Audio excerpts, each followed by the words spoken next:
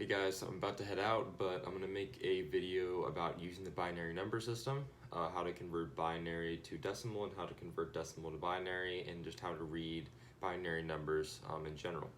So before we talk about binary numbers, we have to start talking about decimal numbers, which is the decimal system. That's the regular number system that you know and you use in math pretty much every day. The decimal system consists of 0 to 9, so 10 digits. And we call it base 10 because when you go from one place value like 1 to a greater place value like 10, you're multiplying by 10 to get to that place value. Likewise, from 10 to 100. With binary, we don't have digits, we have bits. We have 2 bits, 0 and 1. Because there's only 2 bits, we call it base 2. Because when you go from a lesser place value to a greater place value, you are multiplying by 2. So you can see 2 to the 0 is 1, 2 to the 1 is 2, 2 to the 2 is 4. You can just see the pattern here that every time you're going up a place value, you're multiplying by 2 or doubling. Okay, so let's talk about decimal place values. So just like in binary, we have this number 1,253. We have the ones place, which is 10 to the 0. We have the tens place, 10 to the 1, hundreds, 10 to the 2, and thousands, 10 to the 3. Every time I'm going up a place value, I'm multiplying by 10. Now, same thing with this number, which is 51,893,246. It's the same layout, except this time I've put 8 digits in a single number, which is similar to 8 bits in a byte. So we have 10 to the 0, 10 to the 1, 10 to the 2, 10 to the 3, 4, 5, 6, and 7. And every time I'm going up one place, I'm multiplying by 10. That's the point I'm trying to get across here. Okay, another thing to keep in mind is what a byte is and what a bit is. So in a byte, there's 8 bits, which is just a string of 8 bits that are 0 or 1, and you can see in this diagram that this is pointing to a single number, which is 1 bit, and all of those 8 numbers together is a byte. Something to think about is that bits are kind of like switches. If it's 0, it's off, and if it's 1, it's on. So when you see a binary number, if you have 0 for that place value, you're not going to use the number associated with that place value. Okay, so let's do binary system place values, okay? So we have this number 1, 0, 0, 1, 1, 1, 1, 0. Just a random example binary number. In binary, we have place values like I've been saying, and these are the values of each place value. So we start at 2 to the 0, which is 1, then 2 to the 1 is 2, 4, 8, 16, 32, 64, and 128. In binary, the largest number that can be represented by 1 byte is 255 because the value following 128 over here is 256. So if you have all these place values occupied with a 1, that number is going to be 255 guaranteed. Alright, so let's talk about how we get the actual number out of this binary number right here. Alright, so this is the 2 to the 7th. So 2 to the 7th is 128, and because it's occupied by a 1, we are going to use 128. So let's bring that 128 down. In the 2 to the 6th, it's 64, non-occupied, so we're not using it, 0. 2 to the 5 is unoccupied, we're not using it. 2 to the 4, which is 16, is occupied, so we're using that. 2 to the 3, which is 8, is occupied, we're using that. Where you can use the 4, the 2, but not the 1.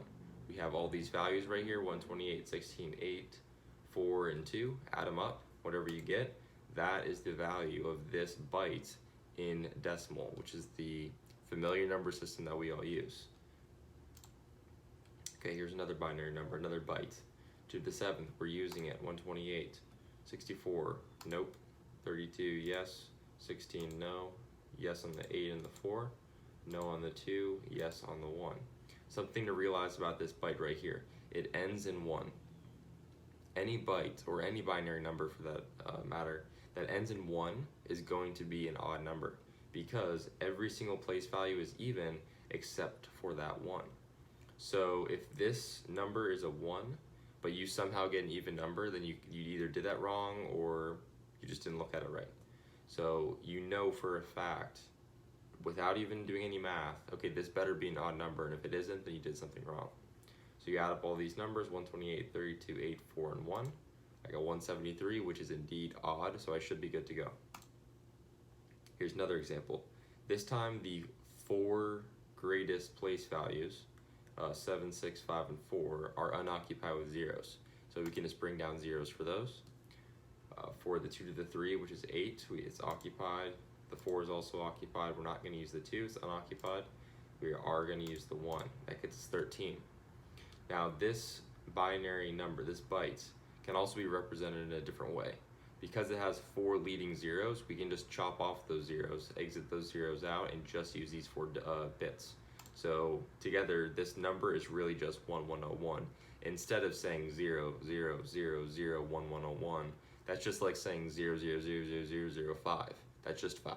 You don't have to say all those infinite zeros that are leading up to that 5.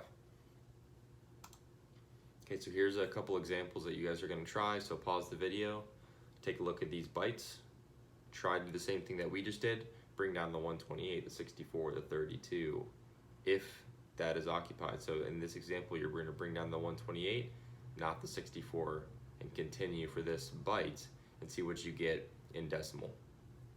Okay, so hopefully you paused the video. So this is what we're just gonna run through all these 3 problems real quick. So we're gonna bring down the 128, not the 64, yes on the 32, no 16, yes on the 8, 4, 2, and 1. Add those all up, 175. It's an odd number, and we use the 1, so we should be good to go on that. Next number, no on the 128, yes on the 64, yes on the 8, and yes on the 1. So 64, 8, and 1, 73. We use that 1, we got an odd number, so we should be good to go. Okay, now here's a little trick about this number, okay? All 8 bits and all 8 place values are occupied by a 1. Now, the following place value in the following byte is 256. Because every single place value is filled with a 1, it's occupied. I know for a fact, without doing any math, that this number is 255. For example, if you covered these 6 bits up and you're only talking about these 2 bits right here, if your binary number is 1, 1, I can guarantee you that it's 3 because the following is 4. It's just like saying the number 99, that following number is 100, so it's just going to be 1 less than the following place value. So if all these 6 bits are filled up, it's going to be 63 because the following is 64. If these 7 bits are filled up, it's going to be 127 because the following is 128. So that's a little trick that will save you a little bit of math. And then when you add all these numbers up, you indeed get 255.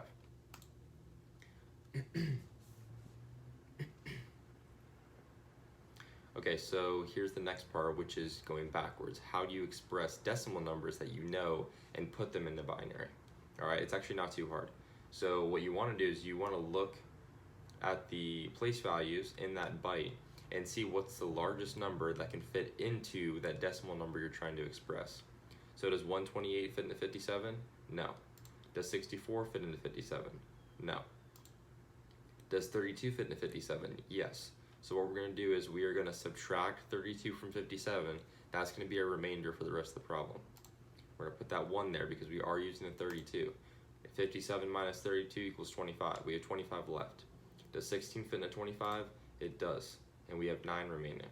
8 fits into 9. So we're using that. Now we have 1 remaining. 4 and 2 do not fit into 1. Only 1 does. So we get 0, 0, 1. How do you express 57 in binary? 1, 1, 1, 0, 0, 1. That is 57 in binary. Let's do another. Okay, does 128 fit into 84? It does not. Does 64 fit in 84? It does. We subtract. 84 minus 64 equals 20. Does 32 fit into 20? It doesn't, so we have a 0. Does 16 fit into 20? It does. 20 minus 16 equals 4. We have 4 remaining. 8 does not fit into 4, but 4 fits into 4. Now 4 minus 4 is 0, so 2 and 1 do not go into 0. So we're going to put 0, 0 for the last few place values. So 84 in binary is 1010100. That is 84 in binary. Okay, so here are a couple practice problems. 77 in binary, 91 in binary, and 15 in binary. So pause the video, pull out a piece of paper, see if you can do it. Alright, so hopefully you tried it. For each of these, it's the same process we just did. Does 128 fit into 77? It does not. Does 64 fit into 57? Yes. So 77 minus 64, and you work out the remainder for the rest of the byte. So 77 in binary is 1001101. That is 77 in binary.